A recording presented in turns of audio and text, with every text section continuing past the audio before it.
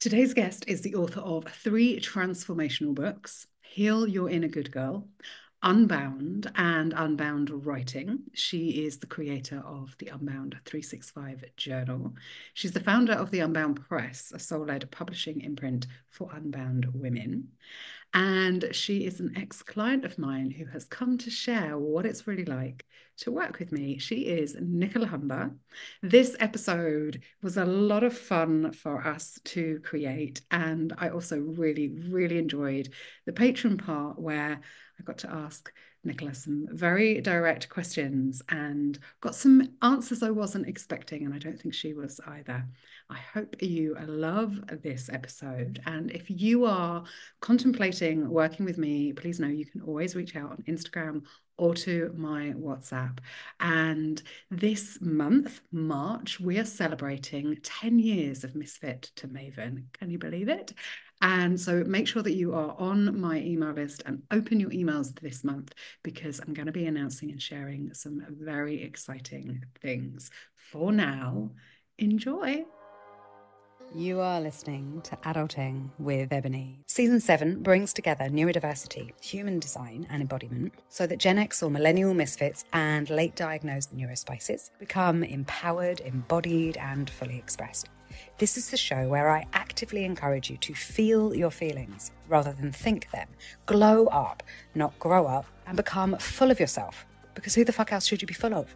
Each week, I have real and raw conversations about what it takes to be fully resourced and have happy, healthy, intimate relationships as a dopamine-deficient adult wanting to create a better future by being the change that you want to see in the world. I am your host, Ebony Allard, aka Ebony Alchemy, a late diagnosed ADHDer, combined type and Asperger's in case you like specifics, artist, mystic, and self-actualization facilitator. I'm an international award-winning multiple brain integration technique master coach with special interest in embodied human design for neurodivergence. I've been in the personal development, creativity, and entrepreneurship spaces all of my life, and as a 5/2 emotional manifesting generator with a left angle cross of distraction, I am here to help you know what to trust and what to tune out. Each week, I share relatable, practical ways that mean you get to take less responsibility for more reward and safely remove your camouflage for more belonging, acceptance, and fulfillment. Ready? Let's go.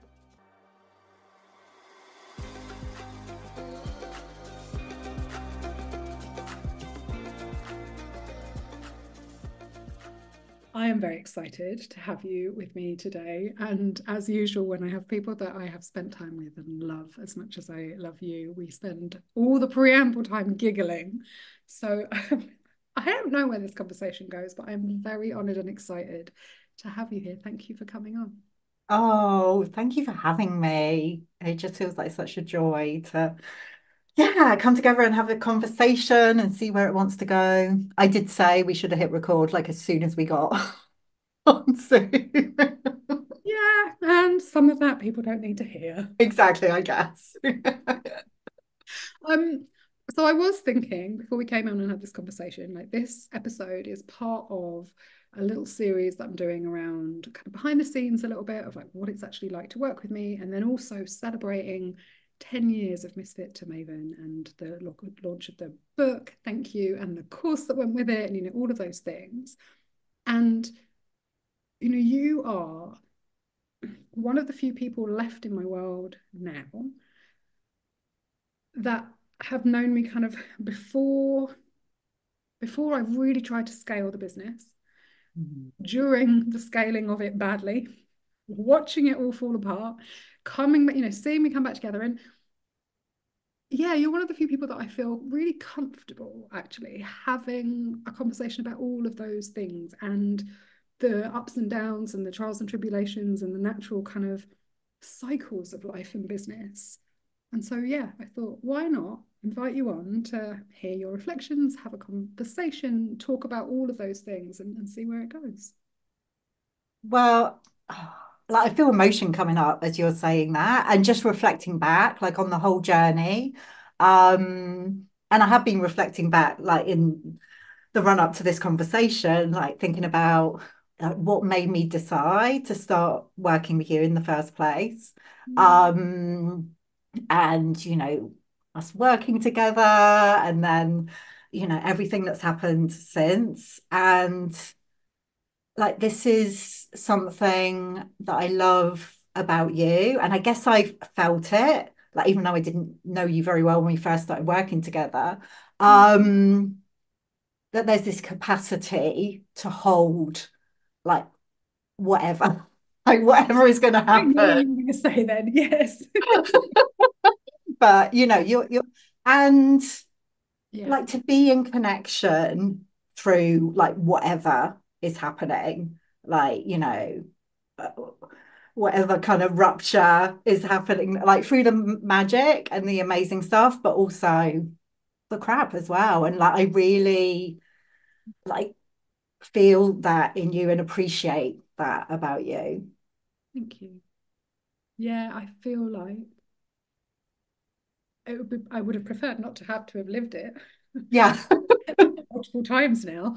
And, there is something about if you really want the magic, if you are, and I see myself as an embodiment of magic, that Mm, does not happen without destruction. hmm. You Yeah. cannot have, rebirth or like the magic of conception, right? The magic of two things creating a third entity without something dying. When Yeah. we become a mother, the maiden dies, right? When it can't be both at the same time. Exactly. Exactly. Mm-hmm. And as you say that, like, I don't think it's any accident that I started working with you like right at the beginning of 2020. And Mm-hmm. it was quite an intuitive decision. I think like I'd seen you share something on Instagram maybe between Christmas and the New Year about working with you one to one, and we had a conversation, and I was like, yeah, okay, I'm in. And we started working in the together. It was either right at the end of January or beginning of February 2020. And obviously didn't know what was coming in 2020. But also, you know, my dad died right at the beginning of us working together. And then obviously went straight from that into a global pandemic. Like, there was so much in that year. And I was living in the States at the time. And then towards the end of that year, we made the decision to leave the States and come back to the UK. And it's like, I feel like a part of me knew that I just needed someone in my corner holding space, who could hold space for all of that, like all of the, you know, the death and destruction, everything that was gonna Yeah. unfold throughout that year. I think it's so interesting to have that reflected. So thank you, because have a huge capacity to hold and be really present with people with whatever is going on for them in that moment. And it's not that I hold presence for the whole time. It's Mm, as I die, right? yeah. Just release and do my own thing and then come back and then hold and with Yeah. you and with you. And one of the reasons we actually did that VIP day at the beginning of working together for a year then was because I also moved to Spain in March. And so you were the beginning of March 2020. And so you were the last kind of opportunity to do something with me in the UK. I mean, it's shifted, Mm, changed now, but I had no idea. Like, I was literally stepping on a plane into I have no idea what. I don't know yeah. if I'm going to be there a little while or a long time. I had loaded my stuff into a van and it went. And that year for me was also as unpredictable. As it was for everybody else, and lots of things changed. And I Mm, think that in a way, one of the things I'm reflecting on now as I look at who I want to be available for one-to-one, why I'm still doing one-to-one when a lot of people who've been around as long as me, which makes me sound ancient, but have been around this long, don't do one-on-one in an affordable way, right? It's all mm, about proximity, but that's in the like 20K plus, right? All that kind of thing. Is because I really love to have those relationships, but with people who don't want me to mother them mm, or be there. Yeah, be as a 5'2" in human design, I very often get projected on, right? It's like people make me their mum or their partner or an authority or someone so that they can fight me. And when I mm, was younger, I quite I had the capacity. I was so used to fighting that I was ready to fight. And for me, what's, in the 4 years since then, I have softened so much and I have no availability for fighting anymore. I will take a stand for what I believe in and I will fight for you and with you, but I'm not available to be extracted from or fought for fun. Mm. Mm. That word, like we were talking a little bit about this Mm. before we hit record, but that word extract is a really interesting one. And I feel like that doesn't that might not happen like consciously that somebody is extracting something from us. But I really like I feel that in terms of community, like we both hold space for communities in different ways. And something that's coming through for me this year is like we can hold space for community and also we're not we don't have to be the ones who are responsible for everything that happens within that community. Like it's not that kind of it's quite hard to put into words, but I have more of a felt sense of it. Like not everything has to come from like the center. Um, I really get that. I was just talking about it with someone in my community to say, mm, I'm not here to entertain you. I am entertaining, but it's something I be, not something I do, right? Like I'm not here to do the entertainment all of the time. And mm, whereas before I would be like a very busy 50s housewife in my community, right? Like, is everyone okay? Does anything in like such an ENFJ, like running around, like making sure everyone is mm, got a full cup all of the time. And now I really see my role as the community beacon rather than a leader. mm, It's my job to filter. So if you are magnetized towards me or to the things I stand for and talk about, then I'm the way shower into our community and I will firmly hold the gate and yeah. make sure that it is up to my standards in that space. Mm, But yeah. beyond you are the community. Exactly. Yeah. Exactly. Exactly. I feel like I don't know, it's part of a shift, I guess, that's happening maybe in the industry as a whole, where we're reimagining like how things get to be, talking about one-to-one work, but also group work and holding space for communities where it's not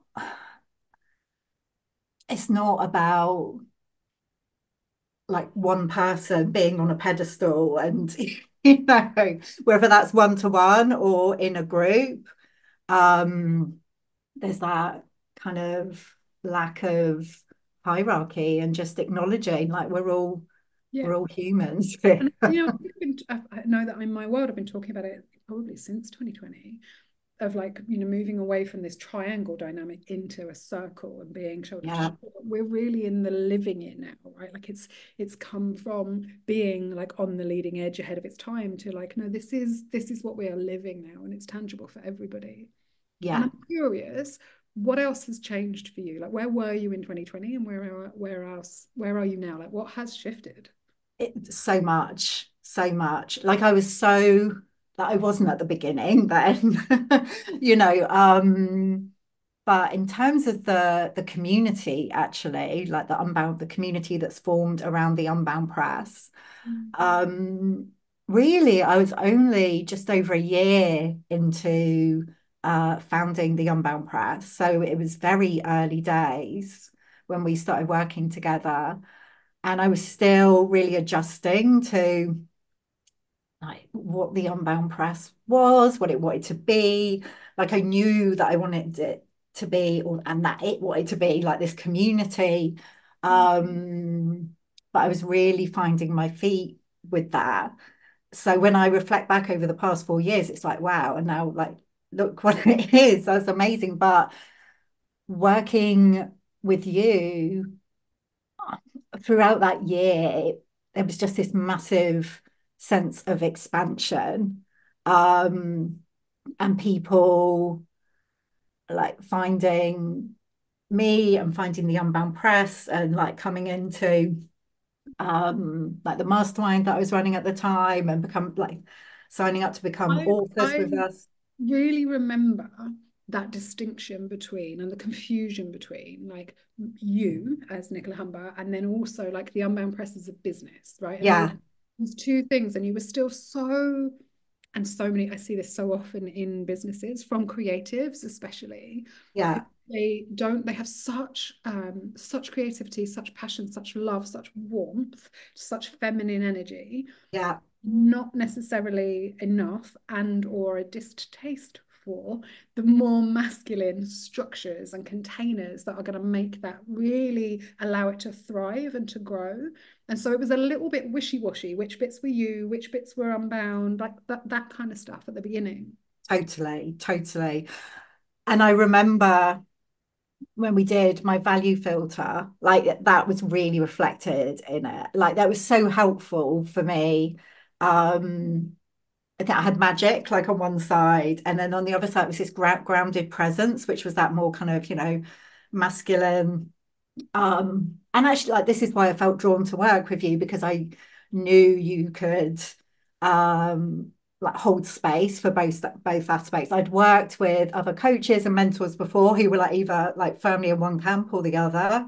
And I knew with you, you kind of helped me to have this sense of integration. So we had those two sides, and at the top, it was complete confidence. And I mean, I haven't thought about it too much consciously, like over the time in between, but like that's everything. Like this process, like I say, of integration, like the magic, but also that grounded, the more masculine like structure that was necessary. That's what enabled the expansion, like throughout 2020, and that's continued since. I still remember drawing the shape of a shell on a piece of paper for you and showing you that structures get to be natural and organic and feminine and not always kind of man-made and hard and about extraction, right? And I think I still see in the industry a lot of femme coaches or a lot of very masculine coaches and actually my favorite the ones that are in disguise and you can't really tell, right? So they are pretending to be very feminine and genuinely think that they are, but are still really running a very masculine business. Yeah, Um, yeah, Not that. And what you have created is not that. It's something different. It's unique. It is you. It's an embodiment of you, and it is your unique design allowed to birth something that wanted to come through you. yeah, yeah. And I feel like that was a really important piece that I was able to access through working with you. It's like it gets to be unique. Um, I don't have to do it in a particular way. Uh, and I still get to like have both of those energies without kind of having to go like full on into one or the other.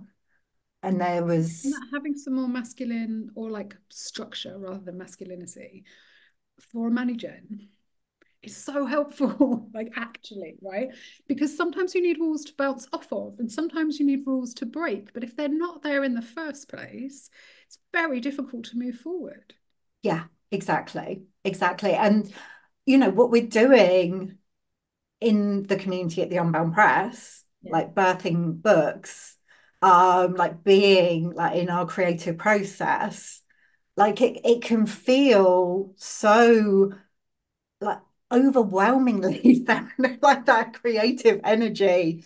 Um, it can take you under if you don't have those masculine structures in And the way that place. you do books and writing in the Unbound Press is completely unique, right? It is much more feminine than most other presses, or Yeah. places are very much follow my 7-step process, Yeah. right? Like this is a book machine, which Mm. has never ever appealed to me. And you're not a book machine, right? Like it just is not that. And none of them are. They're not all the same book with with whatever.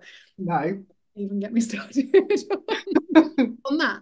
And there is structure there. There is, there is the kind of structure that anyone, and again, I'm going to use human design speak, but anyone who doesn't have a defined route, so I have an undefined route, which means that the timing, I don't have my own sense of timing, right? And I find pressure difficult. Mm. A lot of undefined route people put themselves in very pressured situations all of the time, because if they stop, they're not sure they'll ever start again, right? Because Yeah. pressure is so much to them.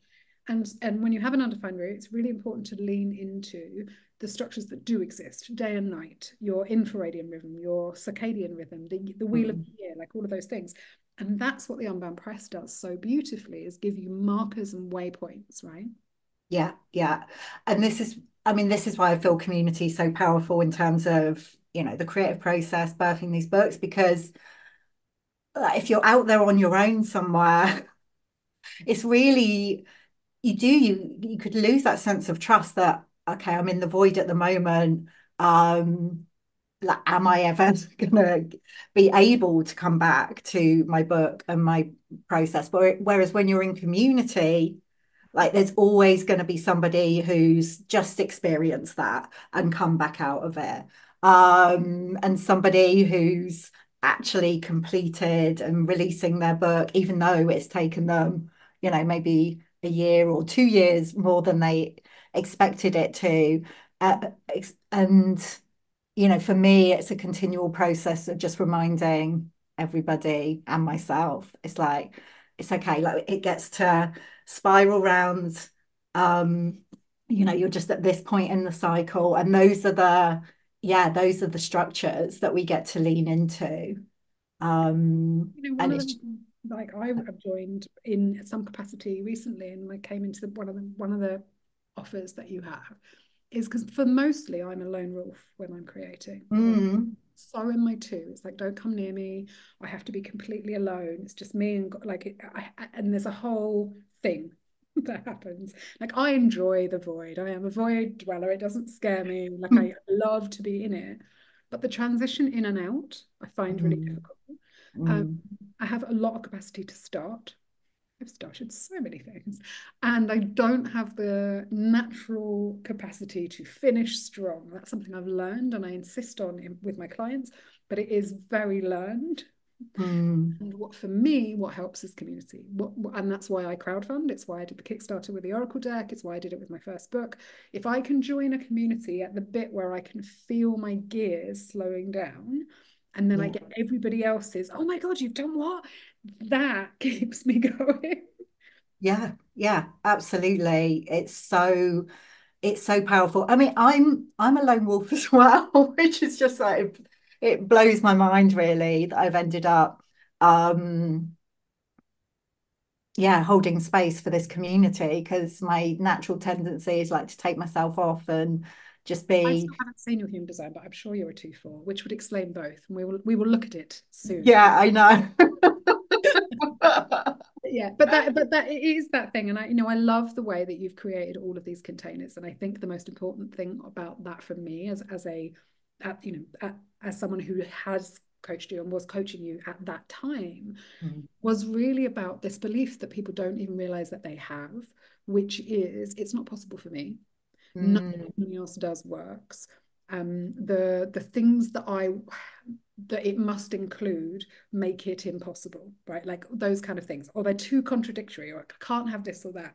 And I really remember like sitting with you and hearing all the things that it must include, and like just forming, like sculpting it, and being like, well, how about like this? And you being like, yes. And then I've seen you, and that's the beauty of still having this relationship, I've seen you create that. I've seen the people step into those different roles that you would like, oh, I would love someone to lead on this or someone else to do that. And like all of that has happened.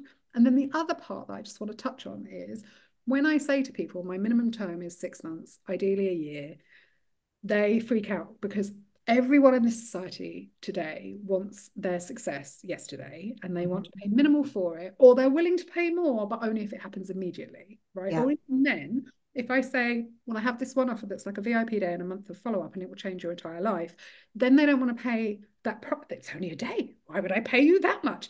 And so there's all of these things. And I kind of want to say all of that is sabotage and is getting in your way because when you commit, it takes as long as it takes. And what, in your case, it's, you know, it's 4 years since we had that conversation and you'd started before. Oh, And it yeah, takes time to get this solid structure in business. exactly. Exactly.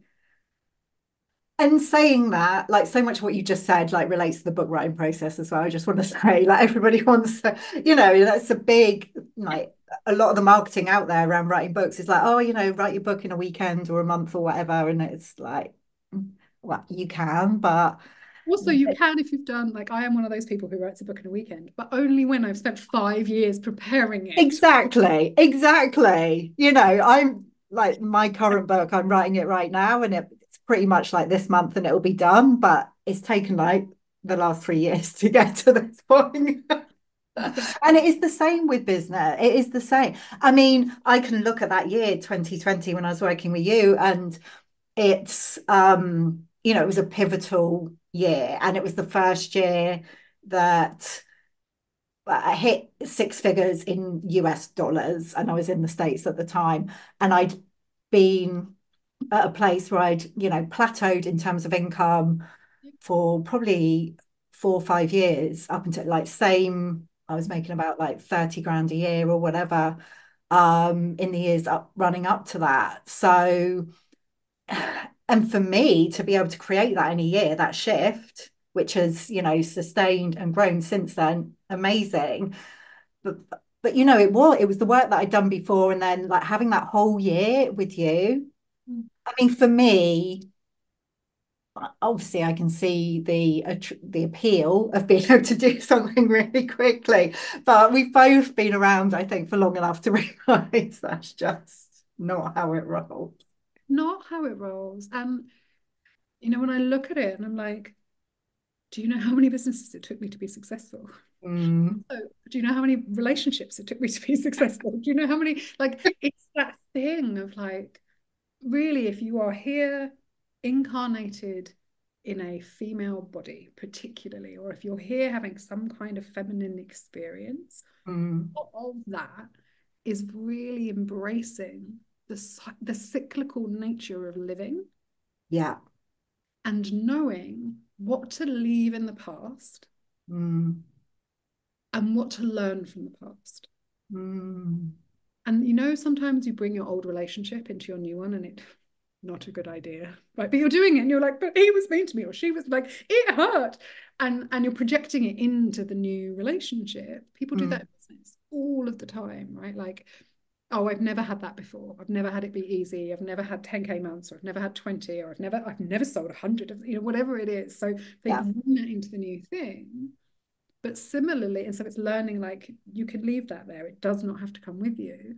And then there's other things where it's like, oh, I've learned like this and this and this. I've learned that from my past and it's transferable. With you, one of the things that we hit was that VAT limit. Mm, And, yes, VAT war where you've got to make 20% more, otherwise it's just not worth it. And it is, but it's a thing, right? And it's a thing that scares people. But then we were like, well, the numbers don't actually scare you. You've got this whole background in finance. I know. Terrible. Let's bring it over, right? And so I think there's some interesting stuff there for me. Oh, absolutely. Absolutely. I mean, it's so interesting. I mean, it still blows my mind that how expansive that time was. But also, I mean, obviously it was a very disruptive year in lots of, we've spoken about that, Yeah. for everybody and for all of us personally as well. Um, but there was still, I don't know, just being able to experience that expansion. It didn't feel disruptive in the business. There was this, I don't really want to use the word ease, but it just seemed to flow quite Like one of the things I say smoothly. is it gets to be easy, right? Yeah. Whenever I spell easy, I do it EASE-Y, right? Because it's not easy. No, It's easy. There's an element of ease because we lent into all of your natural and yeah, your design, who you are. I think that's the word. It felt very natural. It wasn't like, oh, and now I have to be like this in order to create this. It's like, no, I get to be like even more me. And then look what gets to happen. I love that. And for me, that's the work, right? It's dropping the projections and perceptions of who you think you have to be in order to survive, Yeah. allowing yourself to truly be you so that you get to thrive. Yeah, exactly. And that's stayed with me throughout, and enabled me to like continue to grow the Unbound Press and to move through, the different evolutions of it. It's continually shifting. Um, That mind, as we wrap up this bit, because I want to go and ask you lots of nosy direct questions in the Patron part. Are the iterations. So if people are listening to this and they're like, this way of writing a book or birthing a book or harnessing creativity sounds really exciting or interesting, how can they come and work with you? Where's the best place for them to go? Obviously, everything will be in the show notes, but what have you got going on at the moment? yeah, well, we changed things around quite a lot last year. When we were working together, we had the Unbound Writing Mastermind, which was like my kind of signature um, group process. And at the end of last year, well, really, for a year or so before that, I had the sense that the mastermind, I've been running it for 5 years, that it it it wanted to retire and put his feet up. And it was feeling kind of heavy to me, even though it wasn't heavy, like, holding space for the people in the calls. There was something about the container. So at the end of the last year, launched a new like rolling group program, Birth Your Transformational Book, which actually covers the writing process, but also the publishing process. So if somebody wants to like self-publish, will support them with that and hold space for them. So that's kind of the main way to work with me and with us at the Unbound Press right now.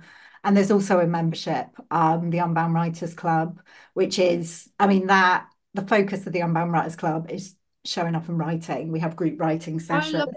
And I love it. And I love it for the sessions because some of they fall at different times. Mm-hmm. There's normally one a month I can do. And that's my committed time where Yeah. I'm going to show up and it's my group book date versus my solo book dates, right? Yeah. Yeah. Those writing sessions, like, yeah, it amazes me how powerful they are. Like when we come together, just showing up on Zoom, it's really simple, but like having that space help. And it's not even that long, but in that Exactly. time, it's like I break the back of something, right? Yeah, There's such potent energy of writers in that space that something I'm like, oh yeah, boom. It just something exactly. happens. Yeah. It happens every single time. People are like, I don't know how I managed to kind of get so much done. Or they manage to write something that they've been putting off for ages or feeling resistance around because like they can feel that group energy. So that's what the membership is all about. And then we're going to be launching another membership, the Abundant Author Academy, which is about like if you've written your book or you're coming to the end of it, it's like what do you get to create around your book? Because what I've seen, like myself personally, and also working with authors at the Unbound Press over the past 5 years, is like the book's just the beginning. Yeah, so what kind of, And M2M is such an example of that. I didn't write that book with you, but the book itself, came out. I mean, the journey was such a long time ago now. But then, I wrote it, sat on it for a little while, released that book, And then that became, first of all, it was called 80 Days to R because it's 8 pillars. Well, at the time it was seven pillars of practice, and it was 7 steps, and all of that. And then I discovered that, hey, I need this ad infinitum because things repeat over and over again. Yeah. And the name of the program has changed endlessly. The pillars have not, the work has not, and the format has changed so many times.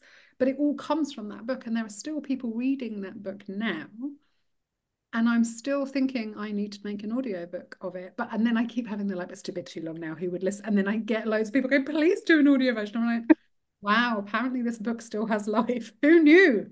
But they do. This is the thing. And people really focus on like the launch and the release of the book, of course. But they do. They have a life, a long life. And yeah, I love and they, evolve and shift. Like even though obviously the words that are in them remain the same, they go on their own journey. So they get to become so much more. I love that. Love that idea. And I think it's so exciting that you're doing that because I think, again, there are lots of people out there who haven't made the most of their book, Exactly. who get to do something with it. And I know that for myself, there's been lots of times where I'm like, well, even using a launch to relaunch an old one or to do a second edition or to bring an audio version out, or, there's so many opportunities. And again, just having community or a bit of structure or support around that is so needed. So that's Absolutely. exciting. I'm excited. Yeah. Yeah. We'll put all the details in the show notes, and I'll make sure I'll share it on my list as well when it's ready for people to come and find. Fantastic. Thank you so much. My pleasure. Right, we're going to go and do questions now. Uh-oh.